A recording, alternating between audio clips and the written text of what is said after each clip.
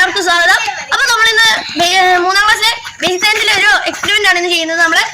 അപ്പോൾ അതിന് വേണ്ട സാമഗ്രികൾ ഇതൊക്കെയാണ്: ഒരു കുപ്പി, ഒരു സ്കെയില്, 2 റബ്ബർ ബാൻഡ്. അപ്പൊ നമുക്ക് നേരെ എക്സ്പെരിമെന്റിലേക്ക് പോവാം. അപ്പം ഞാനിവിടെ കുപ്പി മുറിച്ചെടുത്തിട്ടുണ്ട്.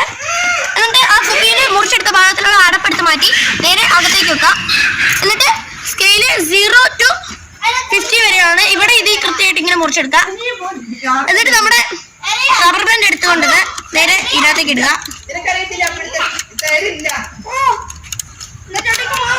അങ്ങനെ ഓരോ 2 റബ്ബർ ബാൻഡ് വെച്ച് ഇടുക.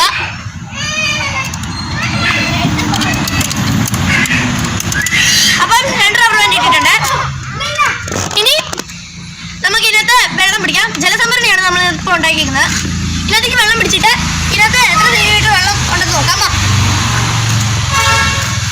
ശരിക്കും മഴയിലാണ് ചെയ്യേണ്ടത്. നമുക്ക് ഇവിടെ മഴയില്ലാത്തതാണ്. ഇപ്പം മഴയില്ലാത്തതാണ് നമ്മൾ ഇതിങ്ങനെ ചെയ്യുന്നത്.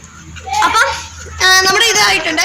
ഇനി ഇതിപ്പോൾ എത്ര സെന്റിമീറ്റർ വെള്ളമാണ് കിട്ടിയിരിക്കുന്നത് നോക്കാം. നമുക്ക് നോക്കുക, 4 സെന്റിമീറ്റർ വെള്ളം നമുക്ക് കിട്ടിയിട്ടുണ്ട്. അപ്പം നമ്മുടെ എക്സ്പെരിമെന്റ് സക്സസ്.